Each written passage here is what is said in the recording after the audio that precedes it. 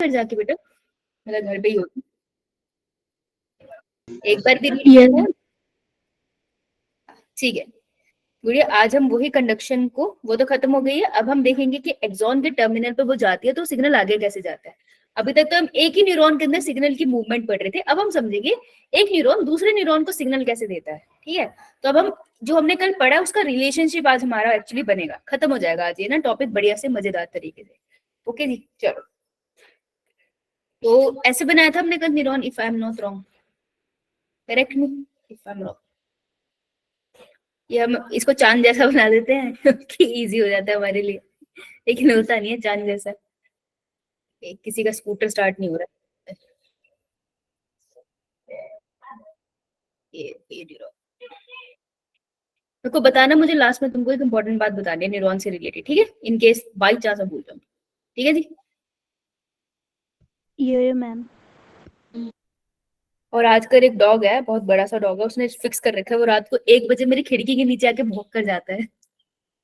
किसी को रीजन पता है कुत्ते ऐसा क्यों करते हैं? प्लीज लेट मी नो, अपने घर वालों से पूछ के बताना। स्पेसिफिकली मेरी खिड़की के नीचे भौंकता है वो, सामने वाली गली को देख के, और उस गली में कोई नहीं होता, पता नहीं किसको देख के भौंकता रहता है। मैम प्लीज भूत। मुझे, अरे यार मत बोल ऐसे यार, मैं सोच भी रही थी पता नहीं क्या दिख रहा है उसको जो मुझे नहीं दिख रहा। मैम भूत ही। भूत है यार, अंधेरी सी गली है वो, मत बोल, मैं वहीं से जाती हूँ। चुप कर। चल भाई जल्दी बता, सिग्नल सबसे पहले कहाँ अराइव होगा? डेंड्राइट्स। डेंड्राइट्स। देखो, तुमको गुमराह करने की कॉन्सेप्चुअल क्वेश्चन कोशिश कर सकते हैं कि बीच में आके यहाँ पे एक और न्यूरॉन बना के मिलवा देंगे, कह रहे सिग्नल यहाँ पर आके रिलीज हो जाएगा तो ले लेगा, एक्सॉन सिग्नल नहीं लेगा, सिग्नल हमेशा डेंड्राइट्स के थ्रू ट्रांसमिट होगा, और अगर डेंड्राइट नहीं है तो सेल बॉडी। ठीक है, तो अगर यूनिपोलर न्यूरॉन है उस केस में अगर डेंड्राइट नहीं है तो सेल बॉडी पे आ जाएगा, लेकिन ऑर्डर यही रहेगा हमेशा। तो सबसे पहले सिग्नल आ गया डेंड्राइट पे, डेंड्राइट से कहाँ गया? Cell body.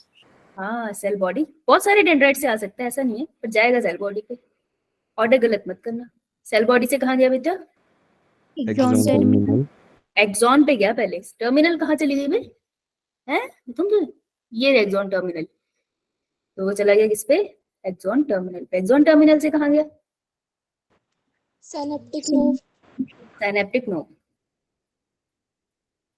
शाबाश बहुत बढ़िया, सिनेप्टिक लोब पे चला गया। अब इसके बाद की कहानी हमने नहीं पढ़ी, आज हमने वो कहानी पढ़नी, तो उसको पढ़ने से पहले बस मुझे इतना सा याद दिला दो कि जब neuron,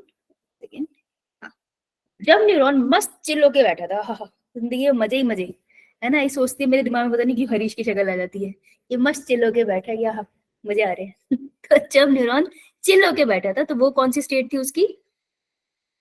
resting state. Resting state. उसकी पोटेंशियल कैसी थी? -70। वोट। बिना यूनिट के -70 बोला मत कर, हजारों बार बोल चुकी, यूनिट के बिना नंबर कुछ नहीं होता। -70 मिलीवॉट। ठीक है, फिर उसकी जिंदगी में तूफान आया कहीं से आवाज आई कि बेटा पेपर है, कीबोर्ड आ गया पढ़ना पड़ेगा। तो जैसे ही सिग्नल आया पहले इसने हल्के में लिया, कह रहे ये तो रूमर्स है, अभी तक ऑफिशियल नोटिस नहीं आया। तो सबसे पहले जो सिग्नल आता है तो क्या जनरेट होता है? देख के बता दो क्या जनरेट हुआ। Threshold potential. वेरी गुड, शाबाश बेटा बहुत बढ़िया। थ्रेशोल्ड पोटेंशियल बेटा वैल्यू क्या होती है इसकी? -60 -60 मिलीवॉट। शाबाश, लड़की इंटेलिजेंट हमारी क्लास की, एक गधे हैं। फिर उसको कंफर्म हो गया कि भाई प्रीवर्ड तो है, मतलब सिग्नल तो लेके जाना है, तब जनरेट हो जाएगा action potential. Potential. Action potential generate हुआ तो हम क्या बोलेंगे? सेल क्या हो गया है?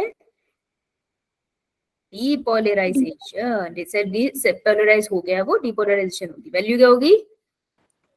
+30 +30 मिलीवोल्ट। भाई माता रानी पाप चढ़ाएगी तो तुमने प्लस को माइनस और माइनस को प्लस कर दिया।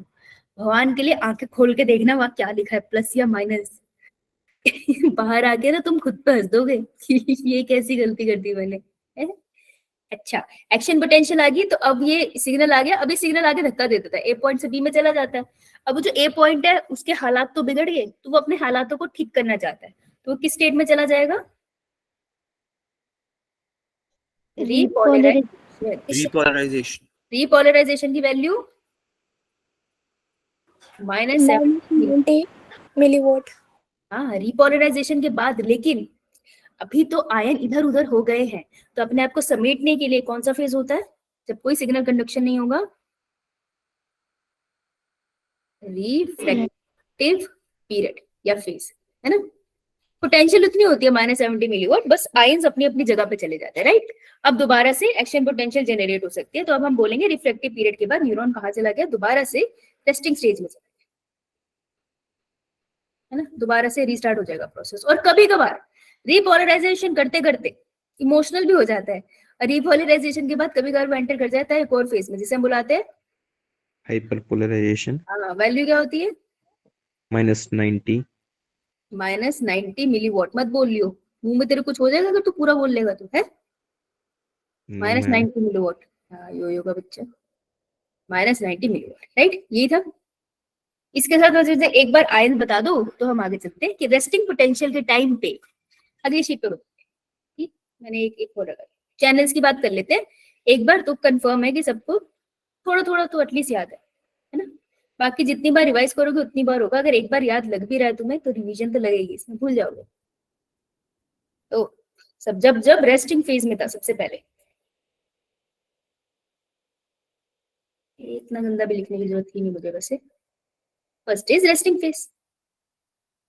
जब रेस्टिंग फेज है, कौन सा आयन चैनल खुला है? कोई खुला है पोटेशियम का? Potassium leaky channel. यस, सबसे पहले खुले हैं बेटा, ये लिख ले, ये वही नंबर है जो तेरे को चाहिए, ठीक है। पोटेशियम लीकी चैनल खुले हैं, बहुत ध्यान से निकला है चीज को, लीकी चैनल ओपन। सोडियम का कुछ ओपन है? No ma'am. No sodium channel open. Potassium leaky channel open है, लेकिन एक पंप भी ऑन होता था, क्या नाम था उसका? Sodium potassium pump. हाँ, ये ऑन रहता है, ठीक है। तो स्पेसिफिकली सोडियम का चैनल नहीं है ना ये, इसलिए मैंने वो बोला था। पंप ऑन रहता है। Pump is like potassium move करता है, सोडियम उसके साथ ही मूव कर जाता है, तो ये एक साथ चलते रहते हैं। पंप है वो अलग चीज है, ठीक है। रेस्टिंग फेज हो गया। उसके बाद अगर मैं बोल दूं action potential, sorry threshold potential. Threshold potential में पोटेशियम चैनल कोई ओपन होगा? Yes ma'am. कौन सा? बेटा सुन, जो पोटेशियम है ना वो तुमको बढ़िया लाइफ चाहिए, रेस्ट वाली, ठीक है। तुम नहीं चाहते फालतू का कष्ट हो, है ना, खुशी वाली जिंदगी चाहिए। तुम पोटेशियम हो, तो थ्रेशोल्ड पोटेंशियल काम करवा रहा है, एक्शन पोटेंशियल काम करवा रहा है, तो ये बंद रहेगा, ठीक है। पोटेशियम कुछ नहीं करेगा। तो all potassium channels close, of हो जाएंगे। सोडियम पोटेशियम पंप भी ऑफ हो जाएगा। मैं लिख देती हूँ इन केस किसी को डाउट है। सोडियम पोटेशियम पंप ऑफ, सब ऑफ है। और मेहनती है सोडियम चैनल तो ओपन होगा फिर। बिल्कुल, सोडियम चैनल तो ओपन होगा, लेकिन कौन सा सोडियम चैनल होगा, ये तो बात है। Mechanical gated sodium channel. हाँ, ये चीज बस याद रखना बेटा, जिसने बोली बड़े प्यार से कि देखो पहले लीकी चैनल ओपन हुए थे पोटेशियम के, अब हम सोडियम के मैकेनिकल चैनल ऑन करेंगे। बोल्टेड गेटेड जो चैनल्स है ना वो बाद में खुलते हैं, उनका अलग एटीट्यूड है, ठीक है। तो अभी कौन से चैनल्स ओपन होंगे? मैकेनिकल गेटेड, धक्का देने वाले mechanical gated sodium channel open, ये ओपन होगा, और कुछ नहीं ओपन होगा, ठीक है। थ्रेशोल्ड पोटेंशियल कंफर्म हो गया भाई, सिग्नल ट्रांसडक्शन तो आगे होगा। थ्रेशोल्ड पोटेंशियल के बाद हमारे पास आती है एक्शन पोटेंशियल, तो तुम्हें पता ही है, ठीक है। एक्शन पोटेंशियल लिख लेते हैं। तो third point is action potential. बेटा जब एक्शन पोटेंशियल हुई तो कौन से चैनल्स ओपन थे? पोटेशियम का कोई चैनल ऑप्शन है ओपन है? No no ma'am. मैम। है ना, काम करना है, पोटेशियम काम करेगा, काम करना है। क्या पोटेशियम मूव करना चाहेगा? No ma'am. नहीं, ऑल चैनल्स ऑफ, बंद है, क्लोज है। और यहाँ पर कौन सा चैनल खुल जाएगा? पोटेशियम सोडियम का, सॉरी सोडियम। सोडियम का कौन सा वाला channel? Voltage gated channel open, ठीक है। और उसका क्या होगा बेटा, जो ऊपर तूने चैनल खोला था मैकेनिकल वाला, उसका क्या होगा? वो क्लोज हो जाएगा। नहीं बेटा, खुला रहेगा। तुम चाहते हो ज्यादा से ज्यादा सोडियम सेल के अंदर आए, है ना, तो तूने दरवाजे भी खोल दी, खिड़कियां भी खोल दी, तो बंद क्यों करेगा? तो मैकेनिकल गेटेड सोडियम भी ओपन रहेगी, ठीक है। देख, जब भी सोडियम खोलेगा ना पोटेशियम बंद कर दियो, पोटेशियम खोलेगा सोडियम बंद कर दियो। सिर्फ जब इनका पंप Yes. चलता है ना साथ में, तब ये मूव करते हैं एक साथ, बाकी ये बंद चलता है, उल्टा चलेगा। एक याद कर ले, दूसरा ऑटोमेटिकली याद हो जाएगा।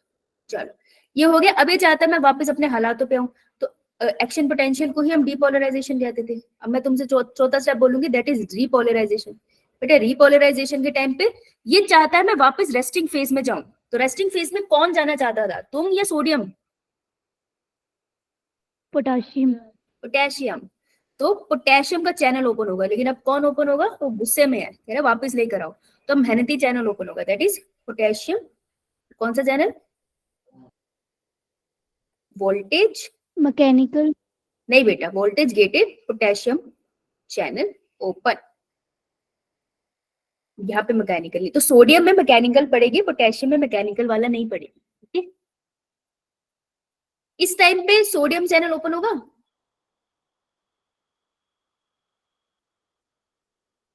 अगर पोटेशियम खोलते सोडियम खोलूं? No ma'am. नहीं खोलना है, ज्यादा दिमाग नहीं लगाना, कुछ चीजें ऐसे याद रखनी होती है। ज्यादा दिमाग मत लगा, कंफ्यूज हो जाएगा। याद रख, एक खुलेगा चैनल, दूसरा नहीं खुलेगा, as simple as that. Fix कर ले इसे।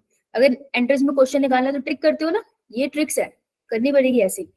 रीपोलराइजेशन तो ठीक है बेटा, but about the hyperpolarization, hyperpolarization में कौन ओपन रहता है?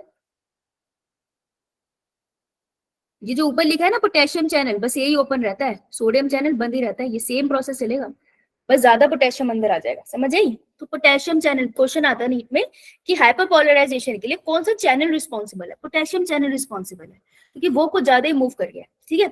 सोडियम चैनल तब क्लोज है। Last step is refractive phase.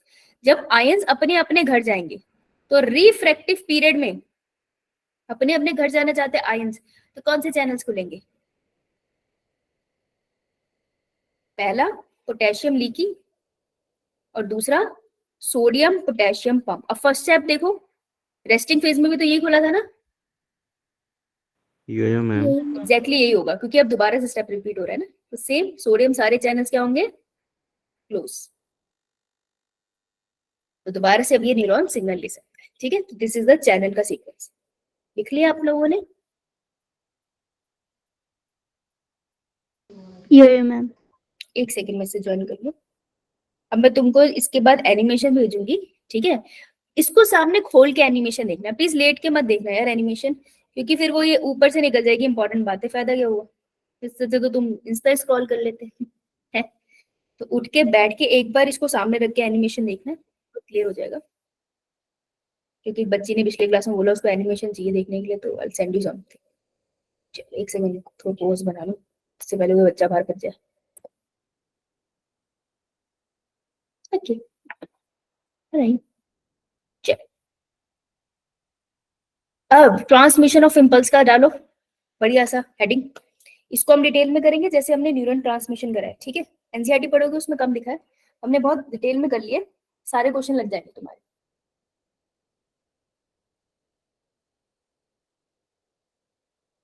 डाली हेडिंग? यो मैम। ये मैम। बेटा, ये आ गया मेरा एक्सॉन का टर्मिनल, ठीक है। हम कह रहे हैं ये सिग्नल आ रहा था, मैम सिग्नल आता रहा आता रहा आता रहा है, ये चला गया मस्त चला गया मस्त चला गया, और ये एंड तक पहुंच गया। अब ये सिग्नल क्या करना चाहता है बेटे? ये एक एक्सॉन से दूसरे, एक न्यूरॉन से दूसरे न्यूरॉन में जाना चाहता है, ठीक है। तो ये बनाया मैंने वन न्यूरॉन, मेरे ब्रेन से सिग्नल आ रहा था एक न्यूरॉन से, अब वो दूसरे न्यूरॉन में जा रहा है, ताकि वो मेरी इस मसल तक पहुंच पाए और मेरी ऐसे मसल मूव कर पाए, ठीक है। तो एक न्यूरॉन बनाया मैंने, ये न्यूरॉन का होगा एक्सॉन टर्मिनल। लेबल कर लो, लेबलिंग पे क्वेश्चन बनता है, थ्योरी पे क्वेश्चन बनता है। पहले हम लेबल कर लेंगे, फिर हम थ्योरी कर लेंगे, ठीक है। अब एक्सॉन टर्मिनल है, तो एक्सॉन टर्मिनल किस में फिर खुलता है? इस वाले पार्ट को क्या बोल जाते हैं? Axonal knob. एक्सोनल नोब या सिनेप्टिक नोब, कुछ भी बोले, सही है। नोब वाला रीजन हो गया, ठीक है।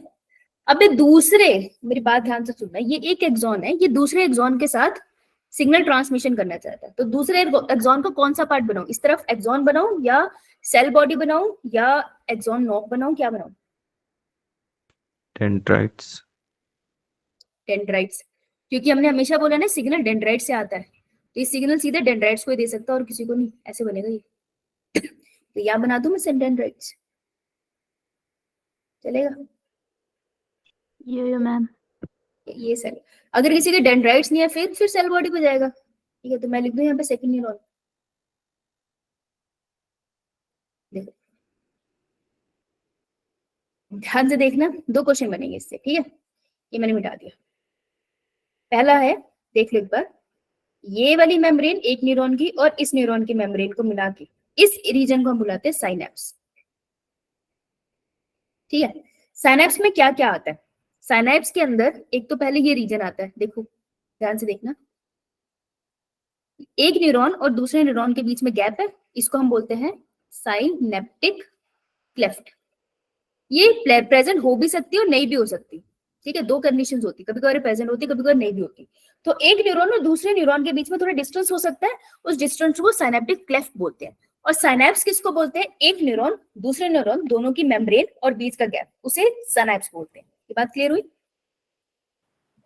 तो साइनेप्स के अंदर ही साइनेप्टिक क्लेफ्ट आ जाएगा। अब इन मेम्ब्रेन को हमें नाम देना पड़ेगा। तो ये वाली जो मेम्ब्रेन है, साइनेप्सिस यहाँ पे स्टार्ट हो रहा है ना, तो इसको मैं बोलूंगी प्री साइनेप्टिक मेम्ब्रेन, और ये बाद में आई है दूसरी वाली न्यूरॉन की मेम्ब्रेन, तो मैं इसको बुलाऊंगी पोस्ट, यहाँ नहीं लिखना, सॉरी यहाँ नहीं लिखेंगे, इसको इधर लिखेंगे, इसे बोलेंगे पोस्ट साइनेप्टिक मेम्ब्रेन। तो मैं ये बोल सकती हूँ synapse is a combination of pre synaptic membrane plus post synaptic membrane plus synaptic cleft, कह सकती हूँ? यो मैम। और अगर साइनेप्टिक क्लिफ नहीं भी हुआ, अगर ये ऐसे प्लेस होता, ध्यान से देखना, अगर ये ऐसे प्लेस होता और साइनेप्टिक क्लिफ है नहीं, तो मैं कह सकती थी कि synapse is combination of pre synaptic membrane and post synaptic membrane. सही होता? यो मैम। ठीक है, ये चीज याद रखेंगे। चलो करो, ये लिखो इतना। अच्छा, जो सिनेप्टिक नोब होता है ना, उसके पास आते हैं छोटे छोटे पैकेट जिनके अंदर भरा होता है न्यूरोट्रांसमीटर। ये छोटे छोटे वेसिकल्स होते हैं, तो इन पैकेट को हम बोलते हैं सिनेप्टिक, क्योंकि सिनेप्स में पड़े synaptic vesicle. Vesicle is like दूध के पैकेट, और इनके अंदर भरा होता है बहुत सारा इंपॉर्टेंट केमिकल, जिसे हम बोलते हैं न्यूरोट्रांसमीटर। मसल वाले में कौन सा न्यूरोट्रांसमीटर पड़ा था? एसिटाइलिन। हाँ, पढ़ेंगे उसके बारे में भी थोड़ा सा। न्यूरोट्रांसमीटर इनमें पड़ा होता है। क्लियर?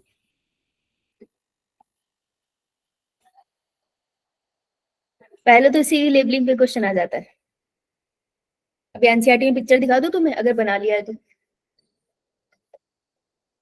यो मैम। यो ma'am.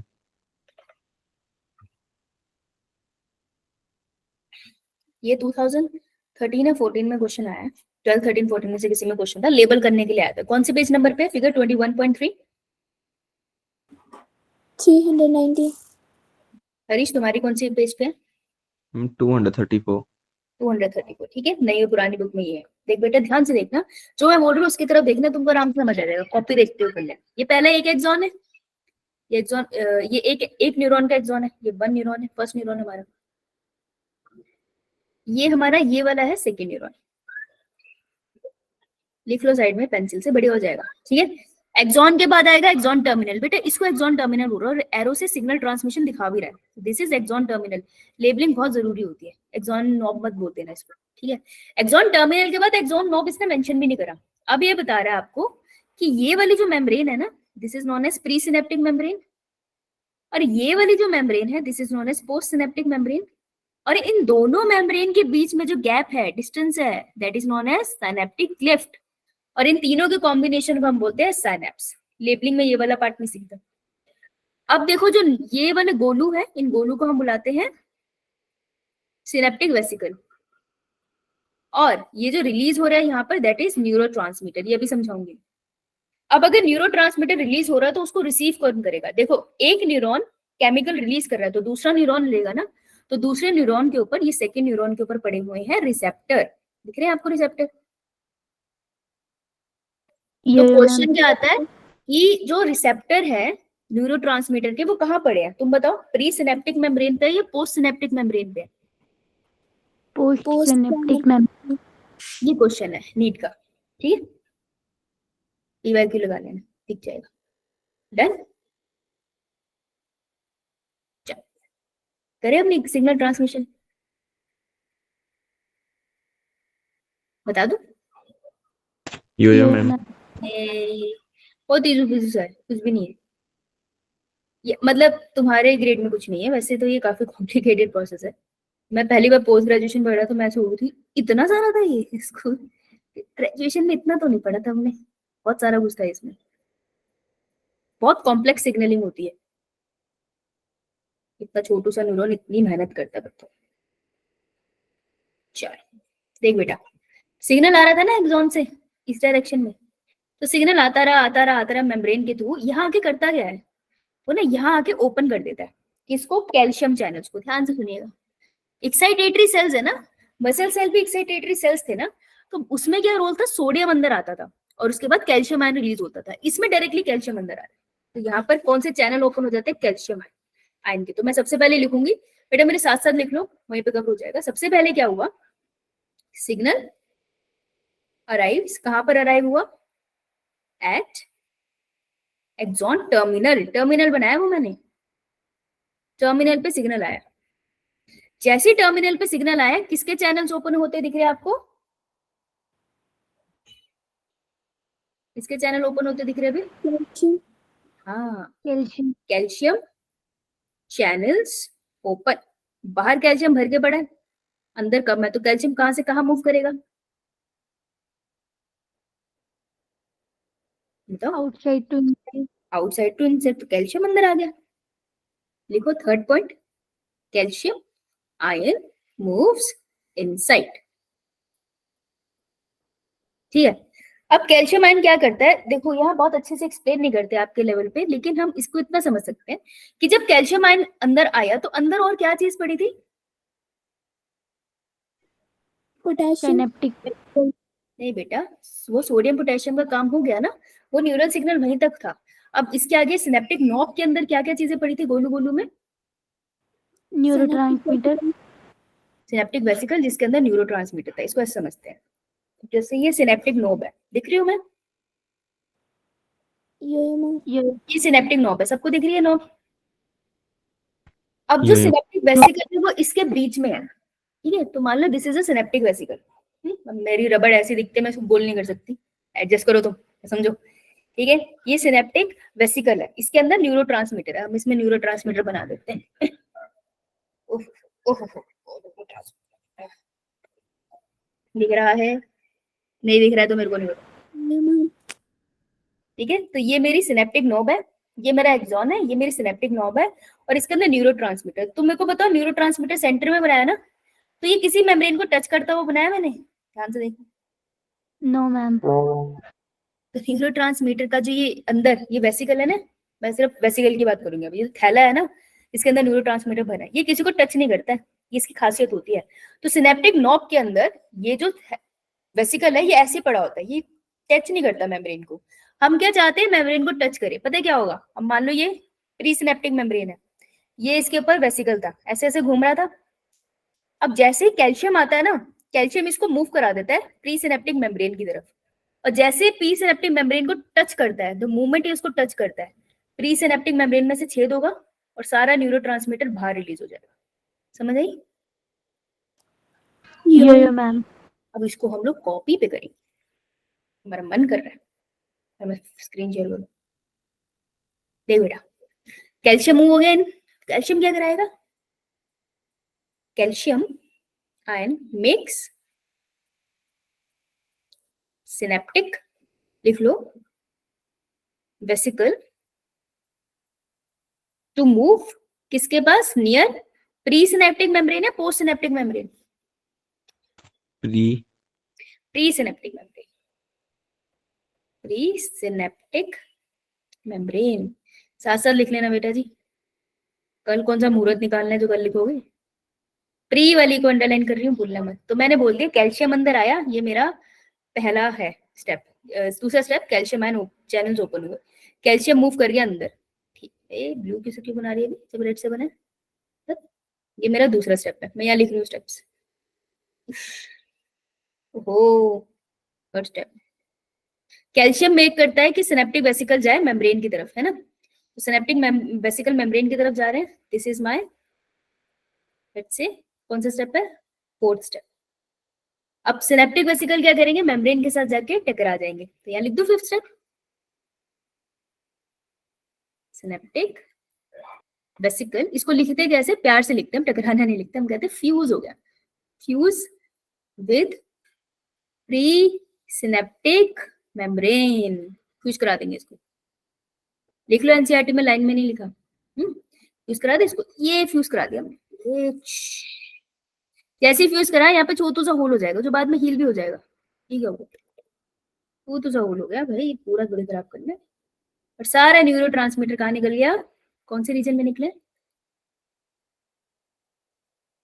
Synaptic Clift. Synaptic Clift वाले रीजन में, है ना? गुड। तो ये वाला हो गया मेरा फिफ्थ स्टेप। और फिफ्थ स्टेप में क्या हुआ? Synaptic vesicle fuse with pre synaptic membrane, और इसकी वजह से एंड में हमारे पास क्या हुआ? Neurotransmitter release out. क्लियर?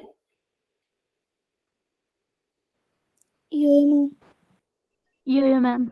ऐसे सिग्नल एक एक्सॉन से दूसरे एक्सॉन की तरफ जा रहा है, पर अभी रिसीव नहीं हुआ है। रिसीविंग करेंगे हम अभी इसकी।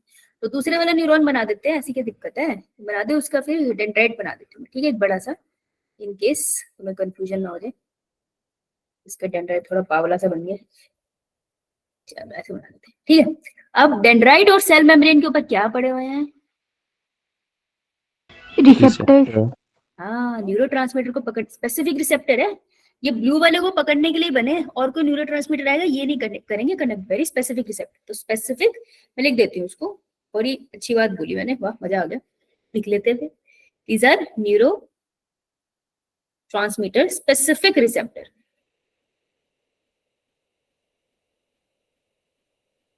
कौन सी मेम्ब्रेन पे पड़े? Post post membrane. Postsynaptic membrane. Good. तो सेवन स्टेप क्या होगा? तुक्का मार के बताओ। रिसेप्टर पे आ जाएगा ये। ये कौन है? बोलेगा पूरा। Neurotransmitter. Neurotransmitter bind with receptor. और जैसे रिसेप्टर पे बाइंड करेगा, बेटे ये तो पढ़ रहे थे हम, सिग्नल आया, सिग्नल है, तो ये तो हो गया सिग्नल। जैसे ही इस पे बाइंड कर जाएगा, this is the seven step, है ना? ये सेवन स्टेप है। जैसे ही इस पे बाइंड करेगा, सेकंड न्यूरॉन, ये सेकंड वाले न्यूरॉन के अंदर सिग्नलिंग स्टार्ट हो गई, थ्रेशोल्ड पोटेंशियल आएगी, डायरेक्शन पोटेंशियल जनरेट होगी और सिग्नल आगे मूव कर जाएगा। तो जब हम स्टार्ट करते थे ना, डेंड्राइट पे सिग्नल आया, वो सिग्नल कुछ इसी तरीके से आता है। अब समझ आई बात? पूरा हुआ एक प्रोसेस चेन लाइक।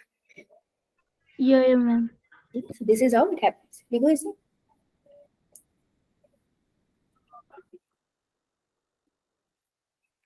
इतनी जल्दी लिख लिया भाई, मैंने बोलना बंद किया, इसने लिख भी लिया। क्या भाई, क्या कंप्यूटर वाले हाथ है तुम्हारे? मैम साथ साथ ही लिख रहे थे। ये साथ साथ तो मैं भी लिख रही थी, फिर भी तुम मेरे से जल्दी कैसे लिख लेते हो? समझ तो आया ना, साथ साथ लिखने वाली? यो मैम। साथ ही साथ निभाना। अच्छा, ओके, चलो। फिर मैं तुमको न्यूरोट्रांसमीटर के बारे में एक एक्स्ट्रा बात बताती हूँ जो एनसीईआरटी में नहीं लिखी, लेकिन क्वेश्चन बन सकता है, क्योंकि ह्यूमन फिजियोलॉजी से थोड़ा क्वेश्चन बाहर से आता है। ठीक है, देखो, न्यूरोट्रांसमीटर एक सिग्नल है ना? जैसे ट्रैफिक सिग्नल होता है, ट्रैफिक सिग्नल में मेन कौन सी लाइटें होती है बताना? Red, green, yellow. येलो क्या बताती है?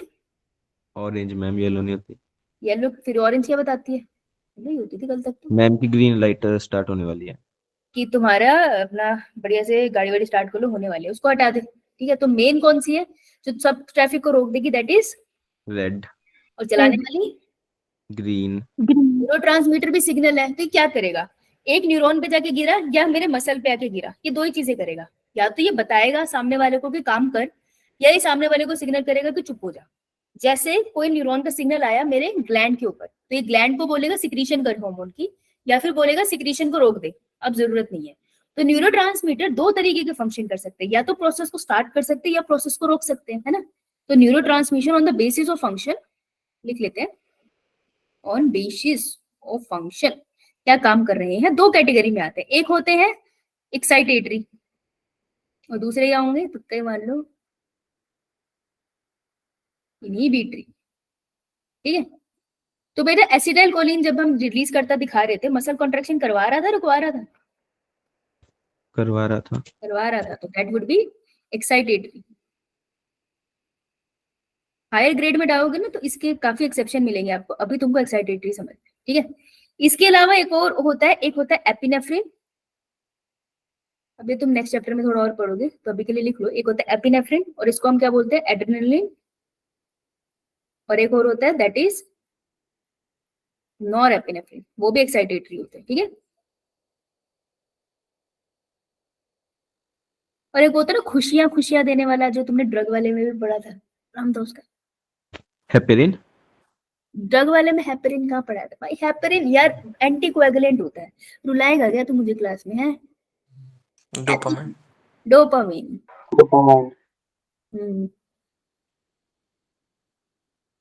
खुश कर दिया इसने, है ना। इनहिबिटरी में जो क्वेश्चन आया था वो क्वेश्चन था GABA. GABA stands for gamma amino butyric acid. Spelling save कर लेना। इसके अलावा इनहिबिटरी में डोपामिन भी आता है। ठीक है, आप ये बोलोगे मैम ये क्या मजाक है? अयो डिपेंड करता है कौन सा न्यूरॉन का एक्शन कर रहा है। ये एक्साइटेटरी इनहिबिटरी दोनों होता है। तो नीट में क्वेश्चन कैसे आएगा? वैसे तो आना नहीं चाहिए, पर आ गया तो दोनों पे टिक करना है। तुम्हें ऐसा ऑप्शन आएगा जिसमें एक्साइटेटरी और इनहिबिटरी दोनों लिखा हो। जनरली जो क्वेश्चन आता है, क्योंकि ये डिस्कस होता है, वो जनरली आता है एसिटाइलकोलिन एपिनेफ्रिन पे बनता है, और एक ही एक्सेप्शन है गाबा, फॉर सम रीजन फेमस है, तो इसे भी कर सकते हो। ठीक है, और एक और होता है सिरोटोनिन। वैसे कॉन्ट्रिक्टर होता है, वैसे डायलेटर होता है भाई, बताइए अब बता। अब नहीं आएगा जवाब, है ना। अरे अरे, ये लिख लो, वैसे बहुत सारे होते हैं पर ये लिख लो, ये PYQs निकाल देंगे।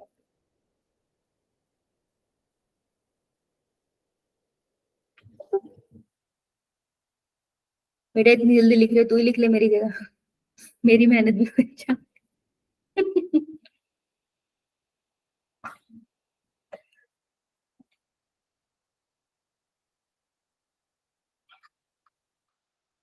ठीक है जी, मैं तुमको एक मस्त मजेदार बात बताऊंगी। अच्छा ये पेन टैप सर गया, मैं कहूँ आवाज कहाँ से आई? अब मैं तुमको मजेदार बात बताती हूँ। तुमको पता ही है, मैं तुमको रिकॉल कराती हूँ, तुम्हें बताओगे मुझे, देखो तुम्हें पता ही नहीं चलेगा और तुम्हारे षड्यंत्र में फंस जाओगे। कि मैंने तुम्हें दो तरीके से न्यूरॉन कराए थे पागलों, एक चांद सा चेहरा हर बार बना देते। तो न्यूरो साइंटिस्ट देख ले तो मुझे क्लास से बाहर निकाल दे। ये क्या बनाया है? ये जिसको अपन कपड़े नहीं पहनाते, कौन सा न्यूरॉन है? Myelinated, non myelinated? Non myelinated. क्या मिलता है? Central nervous system. Non myelinated.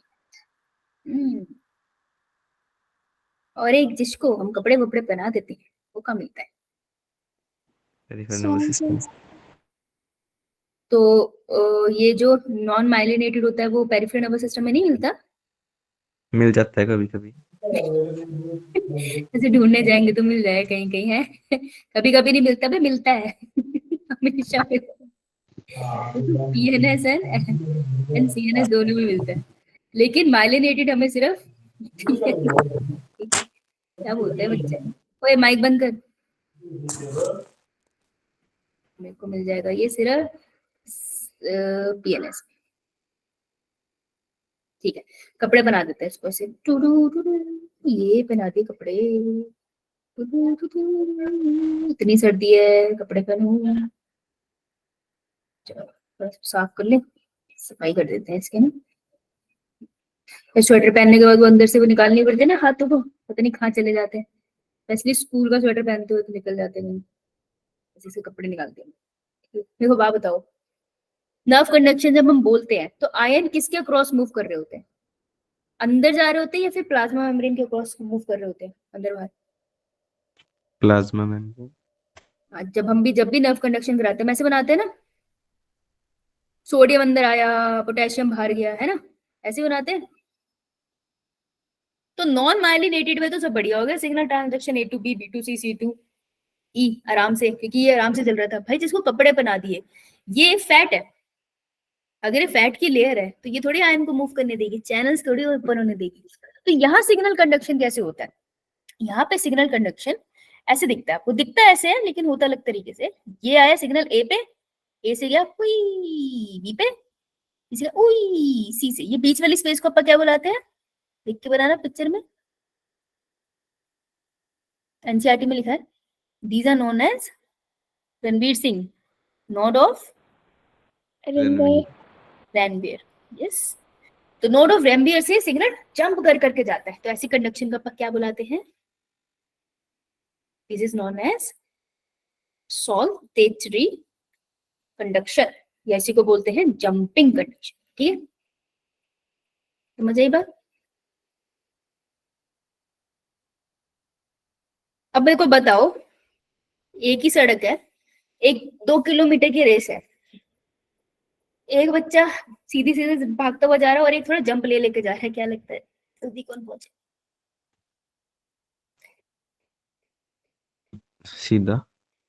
सीधे वाला। अच्छा एग्जाम्पल गलत दे दिया मैंने, चल तू सीढ़ी बना ले।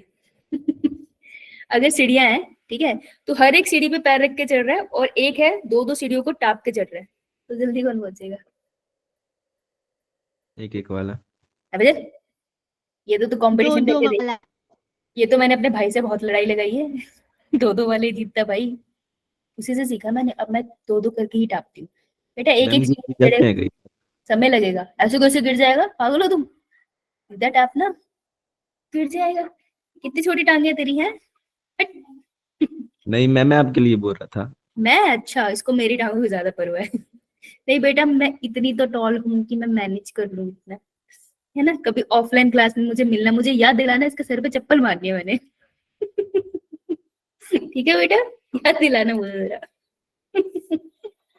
तो बेटा जो सॉल्टेटरी कंडक्शन है ना, ये ऐसे लगता है कि जैसे इलेक्ट्रिकल कंडक्शन, मतलब इलेक्ट्रॉन जैसे भागते हैं ना, ये उतनी तेजी से भागती है, इसीलिए हम इसको इलेक्ट्रिकल कंडक्शन भी कह देते हैं।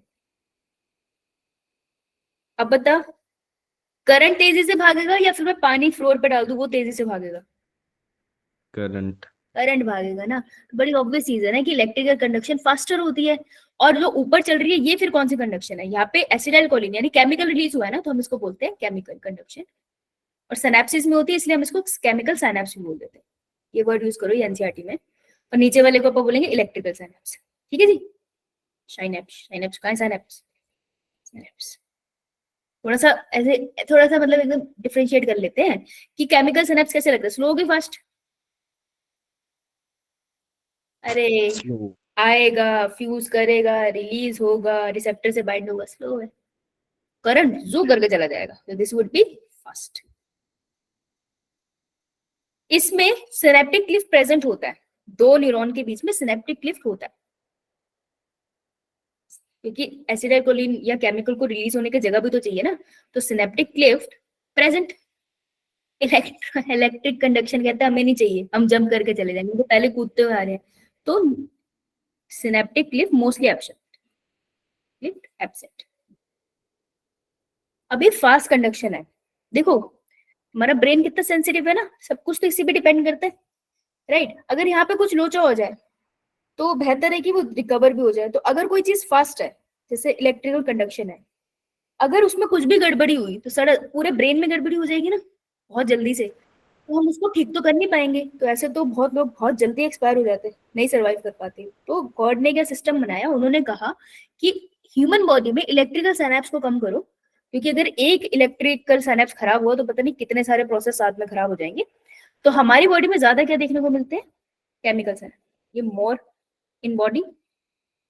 और इलेक्ट्रिकल साइनेप्स कैसे होते हैं, रेयर, कि जनरली एम्ब्रियोनिक स्टेज में आपको ज्यादा मिलेंगे, ठीक है, रेयर इन बॉडी। समझ आई बात बंधु। यो मैम। तो दिमाग की तारों में इलेक्ट्रिसिटी नहीं चल रही है, केमिकल चल रहे हैं, याद रखिएगा। और वो भी मस्त नीचे से जा रहे हैं, देखो माइलिनेटेड थोड़ी है दिमाग में, तो कहाँ जाएगा। डन, यो मैम। चलो दिखा दो एनसीईआरटी में कहाँ लिखा है ये। मैं देख आपकी मर्जी। अच्छा मेरी मर्जी तो मेरी ही है, क्लास भी मेरी ही है लेकिन फिर ये तुम्हें कभी कभार मैं से खुश कर देती हूँ। 21.3.2 पेज नंबर 234। 234। बेटा तुम्हारा कौन सा है बाकी होगा? 390 390। ट्रांसमिशन ऑफ इम्पल्स में एक साइनेप्स वर्ड भी दिया, सिनेप्टिक क्लिप भी दिया और इसमें क्वेश्चन बनता है। तो याद रखना जो डायग्राम कराया है उसमें बहुत इजी लिखवाया है। Nerve impulse is transmitted from one neuron to another through a junction. इस जंक्शन को बोलते हैं सिनेप्स। उसकी डेफिनेशन बढ़िया दी है उसने, और यहाँ चाहे लिख लो कि सिनेप्स किससे बना है। Pre synaptic membrane, postsynaptic membrane, और सिनेप्टिक लिफ्ट हो भी सकता है और नहीं भी हो सकता। ठीक है, याद रखना। टू टाइप को सिनेप्स होते हैं, एक इलेक्ट्रिकल होता है और केमिकल होता है। ठीक है, अब ये इलेक्ट्रिकल सिनेप्स को एक्सप्लेन करेगा, फिर केमिकल को करेगा, तो बहुत ध्यान से इसे डसे बोला है। पॉइंट बता रहा है उसके। इलेक्ट्रिकल सिनेप्स में क्या होता है, ये न्यूरॉन बहुत पास पास होते हैं। प्री वाला न्यूरॉन और पोस्ट वाला न्यूरॉन बहुत पास पास होता है। तो न्यूरॉन्स कैसे होते हैं? क्लोज प्रॉक्सिमिटी में। एक point, electrical current directly flow कर जाता है एक न्यूरॉन से दूसरे न्यूरॉन के पास। दूसरा पॉइंट, ट्रांसमिशन ऑफ इम्पल्स कैसी होती है? बहुत ही सिमिलर होती है जैसे देखो एक्सॉन में फटाफट से जैसे ट्रांसमिशन हो रही है ना, वैसे एक न्यूरॉन से दूसरे न्यूरॉन में बहुत जल्दी ट्रांसमिशन होती है। कंपेयर करके बता रहा है आपको कि बहुत फास्ट है, उसके लिए एक लाइन ऐड कर रहा है, इसको भी पढ़ लेना, तो इससे बुरा मानने की क्या बात है। तीसरा पॉइंट, ट्रांसमिशन इलेक्ट्रिकल सिनेप्स के अराउंड हमेशा फास्ट होती है। Fourth point, electrical synapse rare होते हैं बॉडी में। फिफ्थ पॉइंट, 5 पॉइंट बनाए ना, इसी के 5 पॉइंट अगर मैं ऐसे लिख लूं, इलेक्ट्रिकल सिनेप्स और एक केमिकल सिनेप्स, तो हमारा कभी गलत नहीं होगा क्वेश्चन। इससे क्वेश्चन आता है। अगर मैं आगे चलूं तो वो कहता है ऐसी बात नहीं है, केमिकल भी बताऊंगा मैं तुम्हें। ठीक है, पॉइंट्स पूरे लिखना। केमिकल सिनेप्स में क्या होता है? Pre and post synaptic membrane के बीच में सिनेप्टिक लिफ्ट आता है। तो सूखा सूखा कुछ नहीं होता बॉडी में यार, वो फ्लूइड फील्ड जगह होती है, उसमें भी लिक्विड होता है। पहला पॉइंट, सिनेप्टिक लिफ्ट प्रेजेंट है भाई इसके अंदर। दूसरा पॉइंट क्या है? इसमें केमिकल यूज होता है, न्यूरोट्रांसमीटर। इलेक्ट्रिकल सिनेप्स में थोड़ी यूज हुआ है, करंट के फॉर्म में जा रहा है वहां पे। यहाँ पर केमिकल यूज होता है। बस अब जो मैंने तुम्हें पॉइंट बताया ना, वो यहाँ पर लिखा है, एक बार इसको पढ़ के देखना। Axon terminal contain vesicle filled with neurotransmitter. Impulse आएगी, सिनेप्टिक वेसिकल मेम्ब्रेन की तरफ जाएंगे। यहाँ पे कुछ नहीं लिखा, प्री पे जाएंगे, पोस्ट पे जाएंगे, लेकिन नीट क्वेश्चन पूछता है। तो जो स्टेप मैंने तुम्हें लिखवाया पहले वो पढ़ना, फिर इसको पढ़ना, तब समझ आएगा। ओके,